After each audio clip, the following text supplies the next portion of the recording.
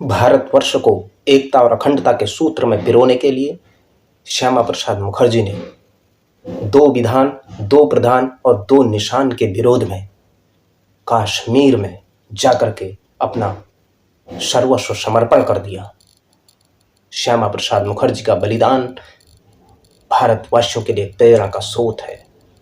उन्होंने जो बलिदान दिया उसी की प्रतिमूर्ति आज कश्मीर उभर कर आ रहा है।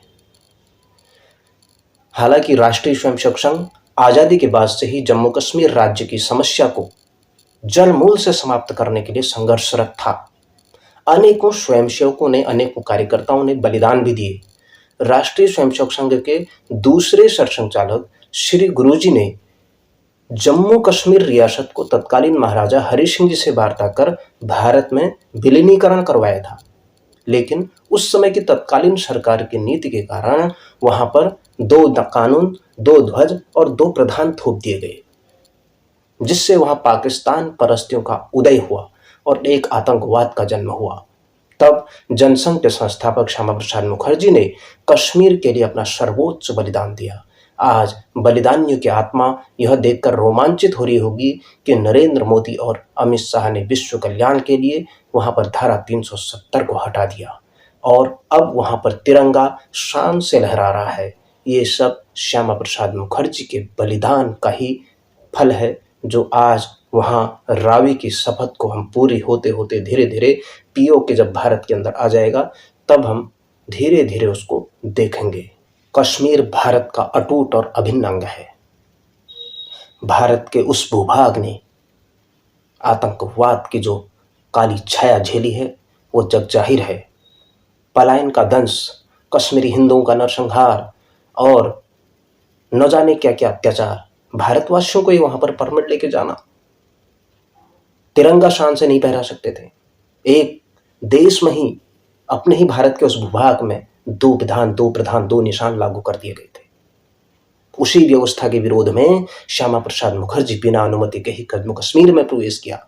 8 मई 1953 को जब सायंकाल वो जम्मू के लिए रवाना हुए तो उनके साथ गुरुदत्त, टेकचंद, डॉक्टर बर्मन जी और अटल बिहारी वाजपेयी जी थे। और 13 मई 1953 को वो समय जब सत्ता मद में चूर थी वहां पर, जब वहां पर शेख अब्दुल्ला की सरकार थी, उनके आदेश पर रावी पुल पर पहुंचते ही डॉक्टर मुखर्जी, गुरुदत्त और पंडित प्रेमनाथ डोगरा और श्री टेकचंद को बंदी बना दिया गया।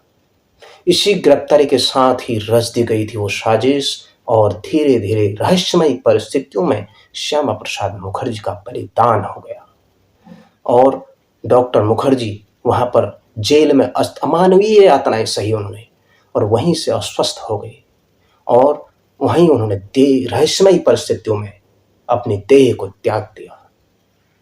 तो ऐसे श्यामा प्रसाद मुखर्जी का बलिदान आज भी हम अपनी राष्ट्रीय स्वयंसेवक संघ की शाखाओं में हो या भारत माता की जय के साथ साथ जहां हुए बलिदान मुखर्जी वह कश्मीर हमारा है के नारे के साथ आज भी उनकी याद को तरोताजा किए हुए हैं। आइए कश्मीर के उस भूभाग को भारत के उन तमाम जो विद्रोही हैं उनसे मुक्त कराएं और पाक अधिकृत कश्मीर को भारत का अविभाज्य अंग है और उसमें भारत की आत्मा रचती बसती है, उसको धीरे धीरे भारत के उस नक्शे के साथ जो हमें अदृश्य स्वरूप में दिखता है उसके साथ मिलाएं। हमारे मन में प्रश्न उठता होगा कि ये श्यामा प्रसाद मुखर्जी हैं कौन? बंगाल की धरती के वो महामानव जिनका जन्म 6 जुलाई 1901 को कलकत्ता के एक साधारण परिवार में हुआ था। आशुतोष मुखर्जी एक शिक्षाविद थे और श्यामा प्रसाद मुखर्जी ने अल्प आयु में ही अपने विद्याध्ययन के लिए उल्लेखनीय प्रतिभाएं अर्जित कर ली थी और कलकत्ता विश्वविद्यालय के संस्थापक उपकुलपति भी वो रहे हैं उनके पिताजी। और उनके देहांत के केवल 23 वर्ष की अवस्था में श्यामा प्रसाद मुखर्जी को विद्यालय की प्रबंध समिति में ले लिया गया।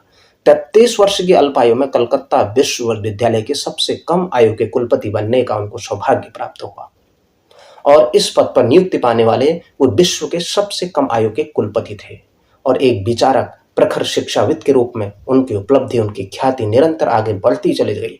कुलपति में उनके कार्यकाल के दौरान कविवर रविन्द्रनाथ टैगोर ने दीक्षांत समारोह में बंगला में जो भाषण दिया और साथ ही बंगला और अन्य भारतीय भाषाओं का युग शुरू हो गया। डॉक्टर मुखर्जी का छात्र जीवन से अटल विश्वास था कि आध्यात्म और विज्ञान से युक्त शिक्षा के द्वारा ही भारत जगत गुरु के रूप में प्रतिष्ठित हो सकता है। और उनकी जो विशेषता थी, उनके जीवन की यही विशेषता थी कि आध्यात्म में सहनशीलता, मानवीय गुणों और वैज्ञानिक दृष्टिकोण पर उनकी गहरी समझ के साथ साथ बहुत सुंदर समन्वय भी था। और मानव मात्र की सेवा वो ईश्वर की सेवा मानते थे। और विदेशों से आए अनेक विद्वानों के बीच उनका सामाजिक और वैज्ञानिक विषयों पर उनके साथ चर्चाओं का सौभाग्य वो प्राप्त होता था और भारत के महामनीषियों से वो मिलते थे और उनके सामाजिक और वैज्ञानिक विषयों की चर्चा को सुनते थे। वास्तव में इनमें भारत की पुरातन संस्कृति के प्रति जो गहरी आस्था थी और पाश्चात्य विचारों और उनके ज्ञान के प्रति जो उनका भाव था वो देखने लायक था। और वो पाश्चात्य को कहते थे कि उन्हें भी भारत की संस्कृति के साथ जुड़ाव होना चाहिए, नहीं तो वो एक दिन बिखर जाएंगे। उन्होंने 16 वर्ष की आयु में ही अपने इंस्टीट्यूट, जो अपना मित्र इंस्टीट्यूट है, वहां से मैट्रिक की परीक्षा उत्तीर्ण की। छात्रवृत्ति के साथ साथ प्रेसिडेंस कॉलेज कलकत्ता में प्रवेश लिया। डॉक्टर श्यामा प्रसाद मुखर्जी ने स्वेच्छा से राजनीति की अलग जगाने के उद्देश्य से राजनीति में प्रवेश किया। डॉक्टर मुखर्जी सच्चे अर्थों में मानवता के उपासक और सिद्धांतवादी थे। उन्होंने बहुत से गैर कांग्रेसी नेताओं की मदद से कृषक प्रजा पार्टी से मिलकर प्रगतिशील गठबंधन का निर्माण किया। इस बंगाल की प्रांतीय सरकार में वे वित्त मंत्री भी बने। इसी समय वे राष्ट्रवाद के प्रति आकर्षित हुए और हिंदू महासभा में सम्मिलित हुए। 1943 में बंगाल में पड़े अकाल के दौरान श्यामा प्रसाद मुखर्जी का मानवतावादी पक्ष निखर कर सामने आया, जिसे बंगाल के लोग कभी भुला ही नहीं सकते। बंगाल पर आए संकट की ओर देश का ध्यान आकर्षित करने के लिए, अकालग्रस्त लोगों के लिए व्यापक पैमाने पर राहत जुटाने के लिए उन्होंने प्रमुख राजनेताओं, व्यापारियों, समाजसेवी, आम जनता को और जरूरतमंद और पीड़ितों को राहत पहुंचाने के उपाय खोजने के लिए आमंत्रित किया। फलस्वरूप बंगाल राहत समिति गठित की और हिंदू महासभा राहत समिति भी बना दी गई। श्यामा प्रसाद मुखर्जी इन दोनों ही संगठनों के लिए प्रेरणा के स्रोत थे।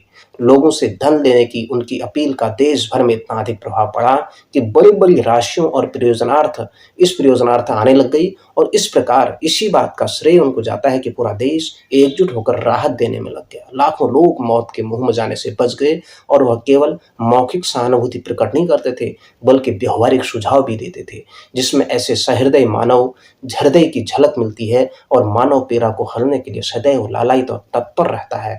ऐसा महामानव जो दूसरों के लिए सेवा के लिए सबसे पहले आगे तत्पर रहता है।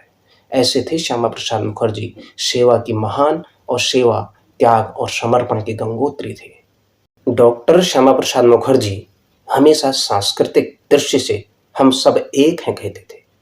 इसलिए धर्म के आधार पर वो विभाजन के बहुत कट्टर विरोधी थे। किसी भी जाति, संप्रदाय, धर्म के आधार पर वो भारत का विभाजन नहीं चाहते थे। इसलिए वो उस समय जो सामाजिक और ऐतिहासिक कारण रहे वो उसके प्रबल विरोधी थे और वे जानते थे कि आधारभूत सत्य है कि हम में कोई अंतर नहीं है, हम सब एक हैं, हम एक ही भारतवर्षी, एक ही रक्त है, हमारी पूर्वज, हमारी सनातन संस्कृति सब एक है। और उस प्रकार उन्होंने जो ब्रिटिश सरकार है और उसके जो कुछ लोग जो उस समय के तथाकथित राजनीति में थे, उन लोगों के उस चाल को समझ गए थे। इसलिए बाद में उन्होंने उससे अलग थलग पड़ गए और उन्होंने उसका विरोध किया और भारत को जो खंडित करना चाहते थे उनके साथ वो बाद में नहीं खड़े रहे और हट गए। और डॉक्टर मुखर्जी ने अपने उस राष्ट्रवादी विचारों से उत्प्रेरित होकर राष्ट्रीय स्वयंसेवक संघ के द्वितीय सरसंघचालक श्री गुरुजी से उनका मिलन हुआ, वह संयोग बना और 1951 में कुछ स्वयंसेवकों के द्वारा डॉक्टर श्यामा प्रसाद मुखर्जी और अटल बिहारी वाजपेयी और कुछ लोगों के नेतृत्व में और एक भारतीय जनसंघ नामक पार्टी बनी, जिन्होंने हमेशा नारा दिया कि इस देश में, एक देश में दो निशान, दो विधान, दो प्रधान हो ही नहीं सकते।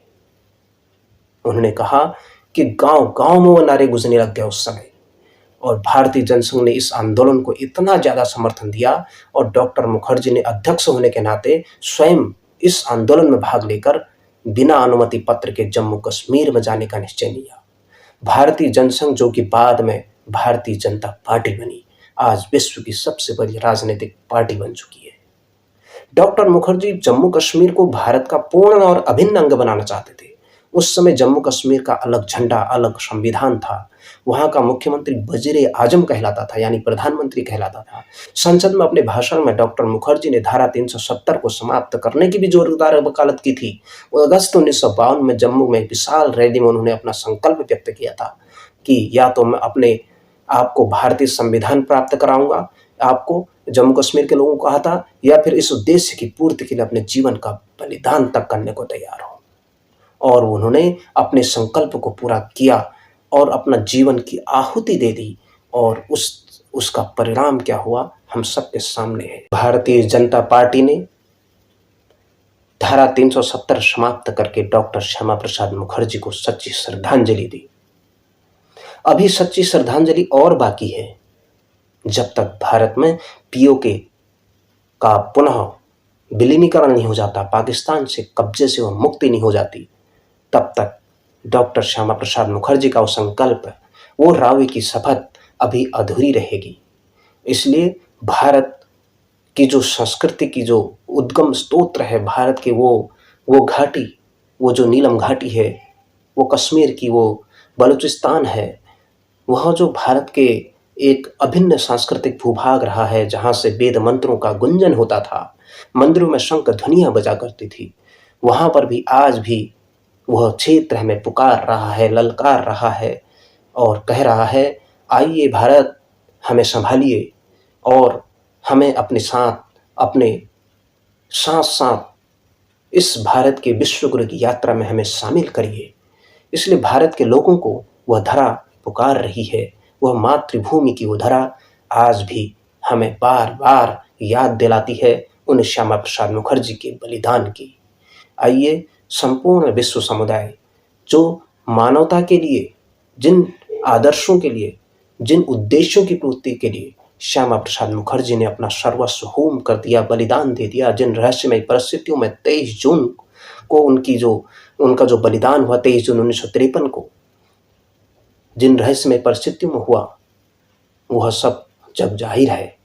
इसलिए हमें उनके बलिदान को याद रखते हुए, उनके उस अटूट श्रद्धा को याद रखते हुए, भारत माता के प्रति उस अटूट भक्ति को याद रखते हुए, हमें उस भारत के उस भूभाग को उन पाकिस्तानियों के चंगुल से मुक्त करना ही होगा। और यही डॉक्टर श्यामा प्रसाद मुखर्जी के प्रति, इस भारत माता के प्रति हमारी सच्ची आहुति होगी।